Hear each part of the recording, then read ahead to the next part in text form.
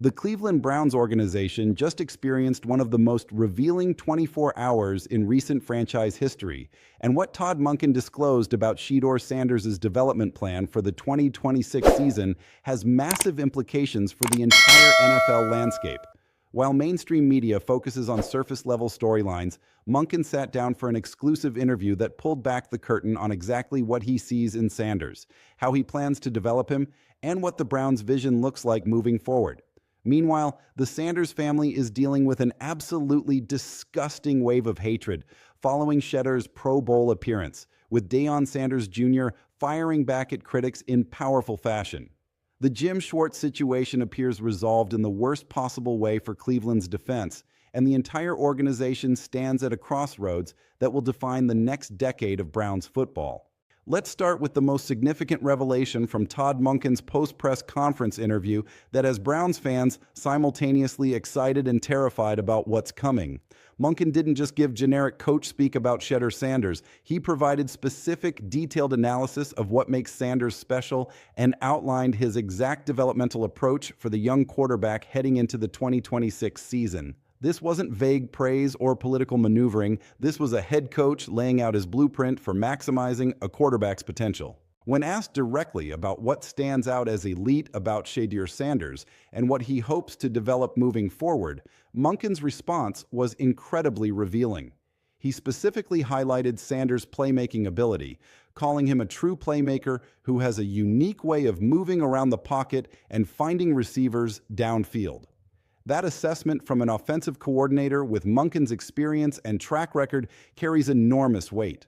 Monken has coached elite quarterbacks, designed championship-caliber offenses, and evaluated talent at the highest levels for over 3 decades. When he identifies specific traits in a young quarterback, you better believe he knows exactly what he's looking at. The phrase "unique way of moving around the pocket" is particularly significant because it speaks to Sanders' improvisational ability and pocket presence. Elite quarterbacks don't just stand in the pocket like statues. They manipulate space, feel pressure without seeing it, and create throwing lanes through subtle movements that extend plays. That's an incredibly difficult skill to teach, which makes it all the more valuable when a quarterback already possesses it naturally. Monken, recognizing that trait in Sanders, suggests he sees genuine franchise quarterback potential, not just a developmental project. Monken's comment about loving how Sanders finds receivers downfield is equally important. Deep ball accuracy and the willingness to attack vertically are traits that open up entire offensive playbooks. Conservative quarterbacks who won't push the ball downfield force offensive coordinators to limit their play calling, essentially operating with one hand tied behind their backs. Sanders' ability and willingness to attack downfield means Monken can implement his full offensive system without having to dumb things down or eliminate concepts due to quarterback limitations. However, Monken also acknowledged that he needs Sanders back in the building before he can drill down into specific areas that need work. That honesty is refreshing and demonstrates the kind of thorough evaluation process championship organizations employ. Monken isn't going to make sweeping pronouncements based on limited film study. He wants hands-on time with Sanders, wants to see how he processes information in meetings, wants to evaluate his work ethic and coachability before making definitive judgments about developmental priorities. The broader context of Monken's comments reveals a coach who is approaching this opportunity with appropriate seriousness and urgency. When asked about why this felt like the right time for his first NFL head coaching opportunity, Monken spoke about God putting people in the right place at the right time. That spiritual perspective might resonate differently with different people, but it reveals someone who has been patient, has waited for the right opportunity, and believes this Cleveland situation represents his best chance to succeed as a head coach. Monken specifically mentioned loving his previous time in Cleveland and believing the Haslam family and fan base are craving a consistent winner. That phrase, consistent winner, appeared multiple times throughout his various interviews, which suggests it's a core part of his philosophy and vision. Not just winning occasionally, not just having one good season, but building something sustainable that competes year after year after year. That's exactly what Cleveland desperately needs after decades of mediocrity and disappointment. When pressed about his vision for what the Cleveland Browns will look like in 2026 and beyond, Monken provided a beautifully simple yet profound answer. He wants effort, physicality, and execution that pops off the tape. Those three elements might sound basic, but they represent the foundation of winning football at any level. Teams that play hard, play physical, and execute their assignments consistently win football games regardless of talent disparities. Monken understands that culture and fundamentals matter just as much as scheme and talent. The emphasis on pops off the tape is particularly telling because it reveals Monken's awareness that everyone is always watching and evaluating. Opponents study film, media analyzes performance, fans scrutinize every play, and organizational decision-makers assess whether their investment is producing returns. Monken wants a team that looks undeniably good on film, where the effort and execution are so obvious that nobody can question whether his players are giving maximum effort. Now, let's address the elephant in the room that has dominated Brown's discourse for the past 24 hours, the Jim Schwartz situation. Multiple credible sources, podcasters, and insiders familiar with the situation are reporting that Schwartz is essentially gone from Cleveland. The word on the street suggests Schwartz walked into the Browns facility after not getting the head coaching job, said his piece to organizational leadership, and made it clear he's moving on. That's a disaster scenario for Cleveland's defense, but it might be unavoidable given how the coaching search played out. The irony of this situation is almost poetic. Cleveland had one of the top 5 defenses in the entire NFL last season, featuring elite players like Myles Garrett and Denzel Ward, alongside promising young talent throughout the defensive front. That unit was arguably the best performing aspect of the entire organization. And now the coordinator who built that success is apparently leaving because ownership decided to hire an offensive-minded head coach instead of promoting from within. That's organizational dysfunction at its finest, and Browns fans have every right to be furious about it. However, Monken addressed this concern head-on during his press conference, making it abundantly clear that he took the Cleveland job specifically because of the defensive talent already in place. He famously stated that when preparing to face Cleveland as an opponent, he wasn't worried about chipping the defensive coordinator, he was worried about chipping Myles Garrett. That distinction matters because it puts the credit where it belongs, on the players who execute at elite levels, not just the coaching. If Jim Schwartz does indeed leave Cleveland, any defensive-minded coordinator in football would absolutely jump at the opportunity to inherit that talent. You've got a superstar defensive lineman in Myles Garrett, who is one of the most disruptive players in the entire league. You've got Denzel Ward, an elite cornerback who can shut down opposing number 1 receivers. You've got young talent throughout the defensive line and secondary that provides a foundation for sustained success. That's a defensive coordinator's dream scenario, walking into a situation with established stars and promising prospects already in place.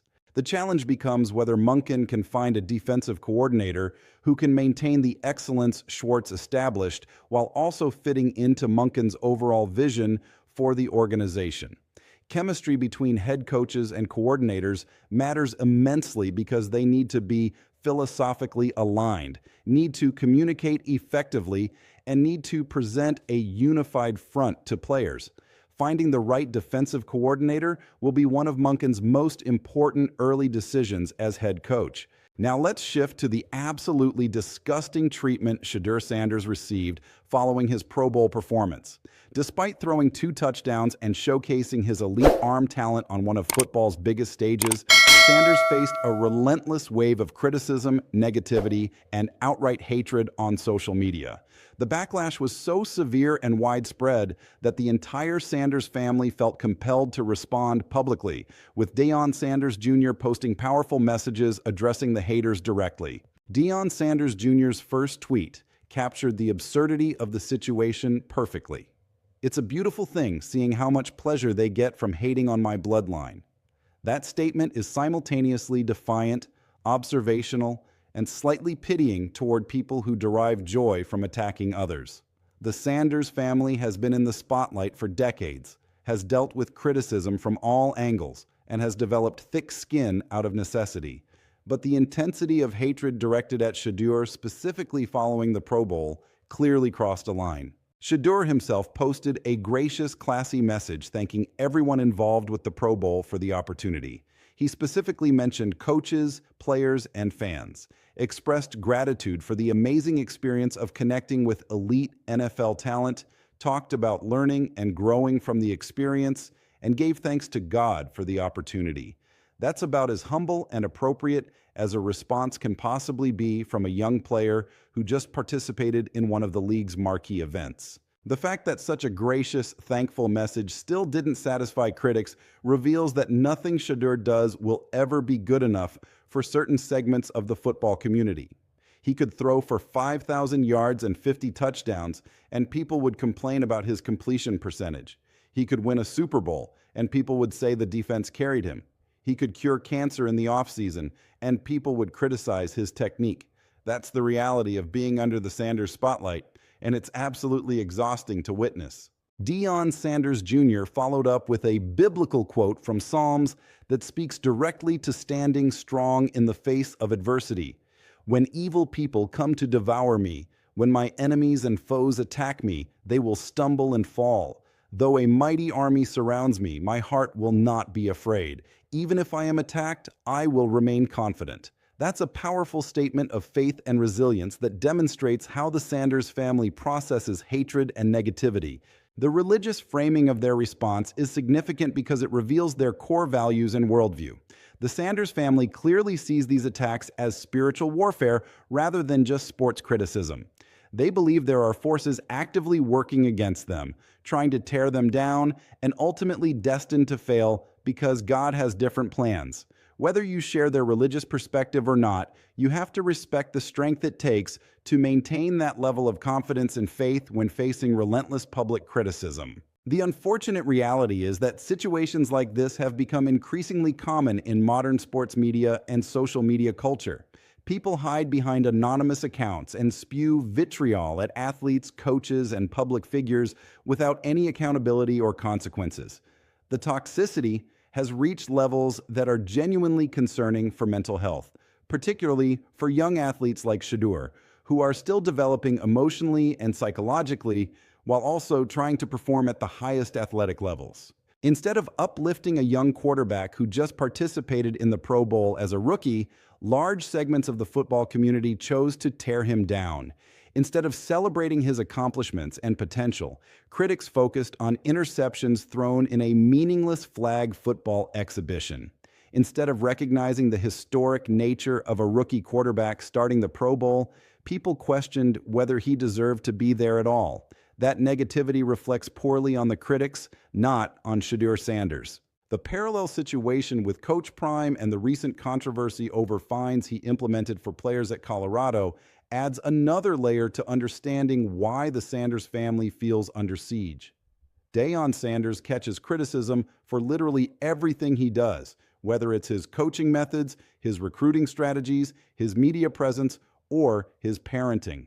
People who have never coached a down of football feel entitled to criticize every decision he makes, and that criticism inevitably extends to his sons as well. Now let's return to the actual football analysis from the Arena Show segment that provided fascinating insight into what the Pro Bowl experience means for young players like Shedeur Sanders.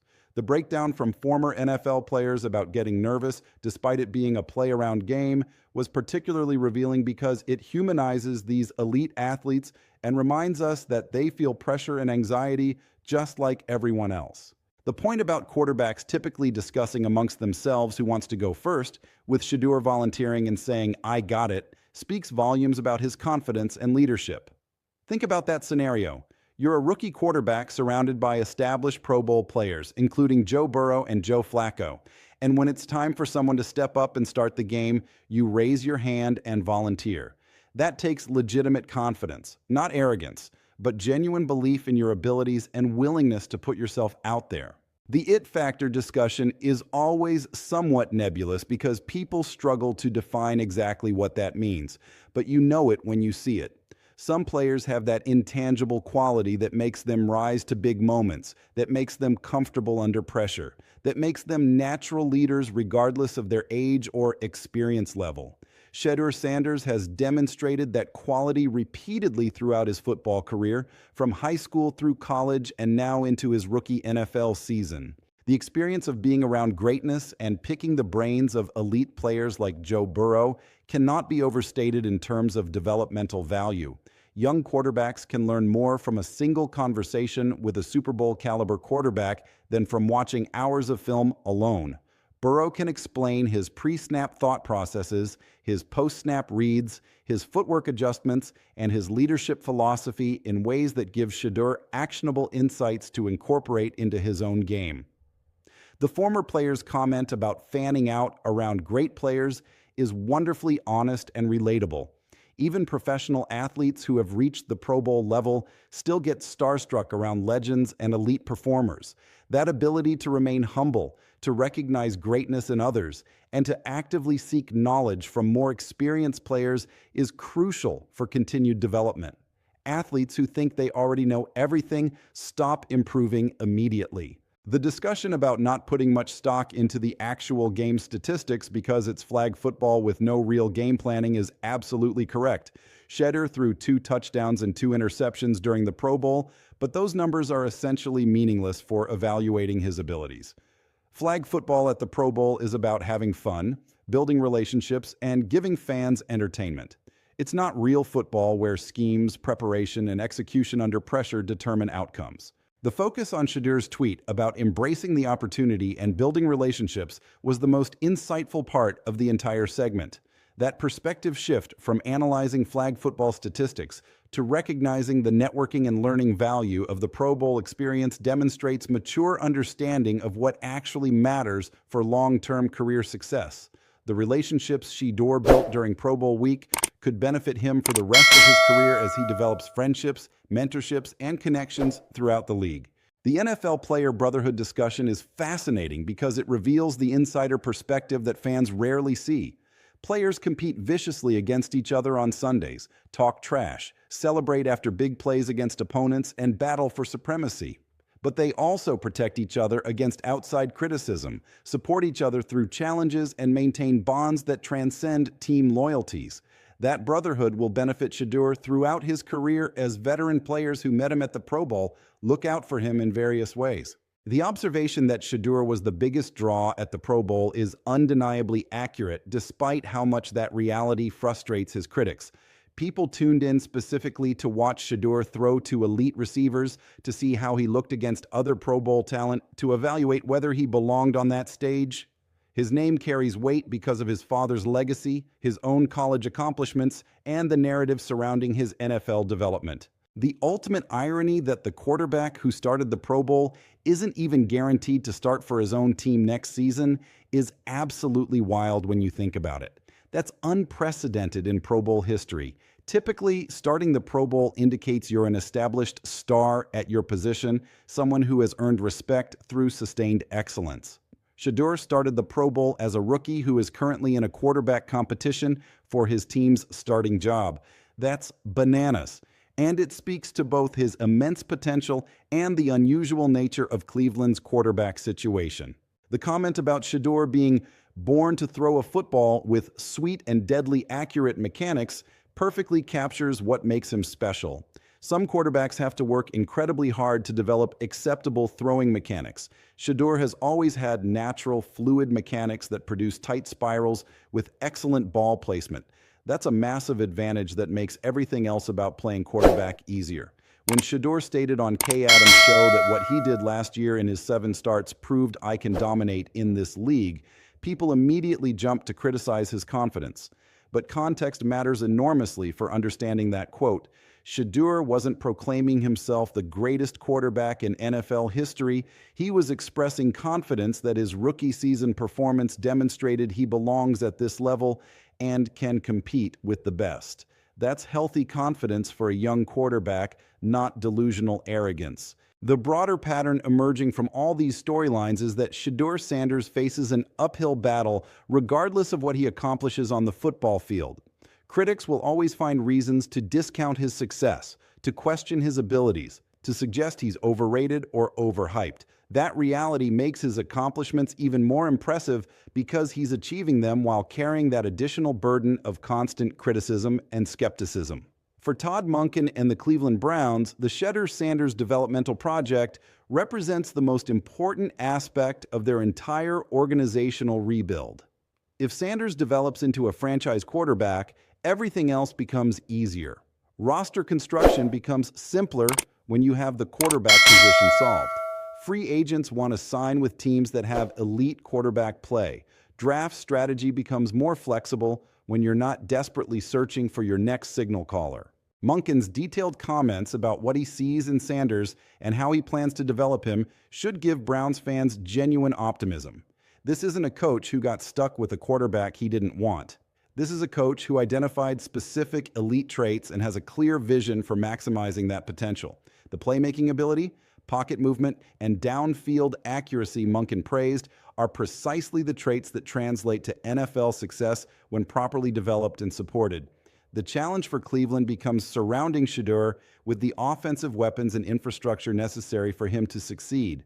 Todd Monken can scheme up brilliant play designs, but if the wide receivers can't get separation, if the offensive line can't protect, if the running game can't establish balance, even the best quarterback will struggle. That's where Andrew Berry's roster construction becomes crucial as Cleveland heads into free agency and the draft. The defensive situation with Jim Schwartz apparently leaving creates complications, but shouldn't derail the overall organizational trajectory.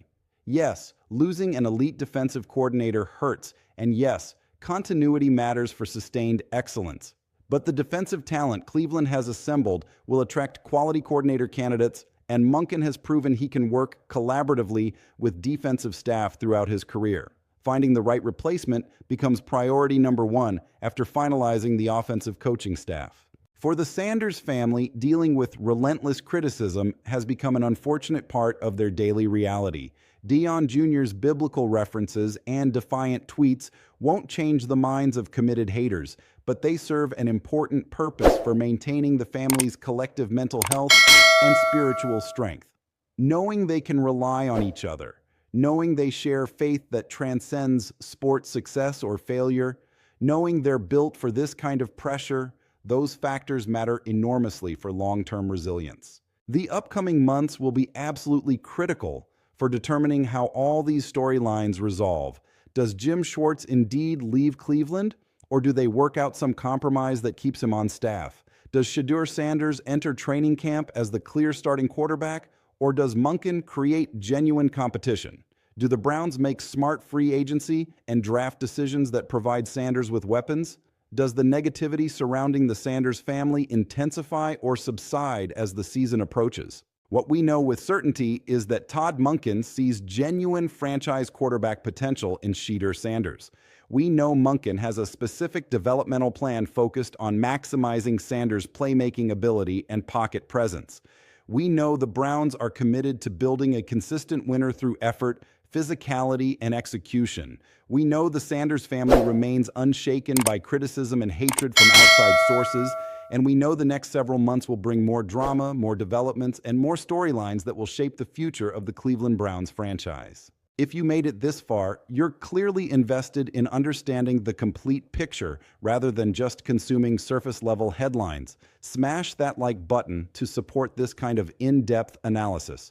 Drop a comment with your thoughts on whether Shedeur Sanders will be Cleveland's Week 1 starter and whether the Browns made a mistake letting Jim Schwartz walk. And absolutely subscribe because the NFL never sleeps, and you need someone breaking down every significant development with the depth and context it deserves. This is where you get the real story, the insider perspective, and the analysis that connects dots others miss. Until next time, shake off the haters, stay focused on what matters, and remember that success is the best revenge. Peace.